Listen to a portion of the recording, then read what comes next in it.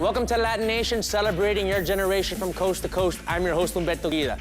And I'm all about considering each and every perspective, especially when it comes to the evolution of our socio-political issues. And so is comedian Kamau Bell, host of CNN's groundbreaking original series, United Shades of America.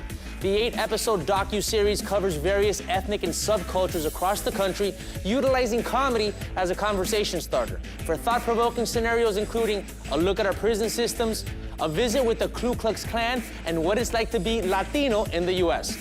Now, although he is a comedian by nature, Kamau Bell is telling some very real stories in a very real way. Stories that affect all the different shades of America. And it's a story that lands right here on LatiNation. Check it out. Hi, my name is Kamau Bell from the CNN show United Shades of America, and I'm in a white room. So it seems like the black guys got the basketball court. No surprise there. Mm-hmm. But if you're a white guy who wants to play basketball, is it just not recommended that you go over there? So United Shades of America is a documentary series where I travel around the country to places you wouldn't expect a black guy to go or you absolutely think he should not go. In the first episode, I went and hung out with the Ku Klux Klan. And then later I went to East LA. I liked East LA better. The Klan has a purpose in life, and that is to recruit qualified Christians that are of good moral character standing. What means qualified? What qualifies someone to be a member? You must be white and you must be a Christian. Jews will never be in the Klan. They're a dirty race.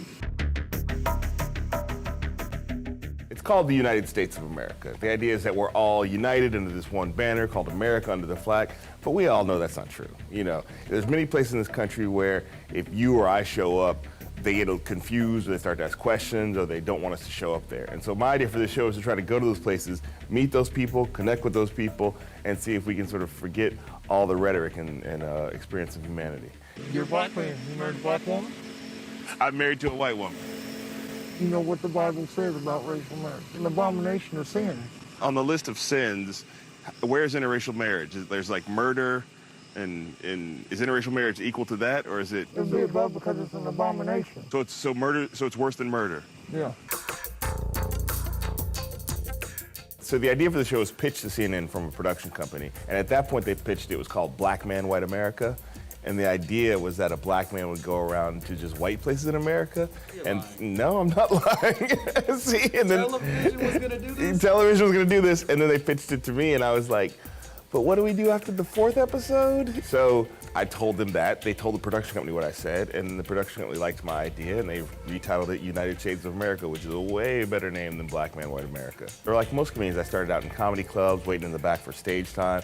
I just realized that wasn't working for me. And so at that point, I knew people who worked in the independent theater district in San Francisco. I went to an independent theater. I rented a space. I made a poster, had friends help me make a poster. I invited people, I sold tickets, and I just launched my own shows. And that was, at that point, it was called the W. Kamau Bell Curve, Ending Racism in About an Hour. Chicano and Chicana are a term that came from the people. Mm-hmm. The term that came from the streets, that came from a struggle of people saying, like, brown is beautiful. We want access to like the same rights and privileges and quality of life as anybody else. So one of my favorite episodes of the season of United Shades of America was in East LA, in Boyle Heights. And it's where we really talked about the growing Latino demographic and a lot about immigration and the idea of what assimilation means to them. And I know what assimilation means to me. And so it was a lot of sort of conversations that I had with black people, but in a very different context with Latino Americans.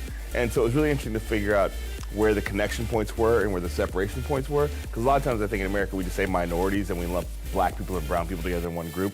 And it's very clear that we have similar interests, but we're not the same.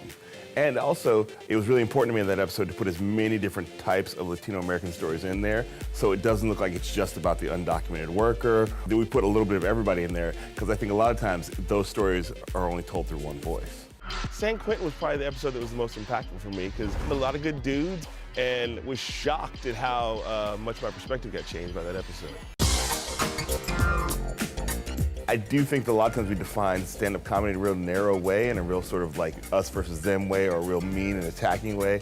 And there's many different ways to do this. You know, it's just stand-up comedy is just a delivery system for your truth.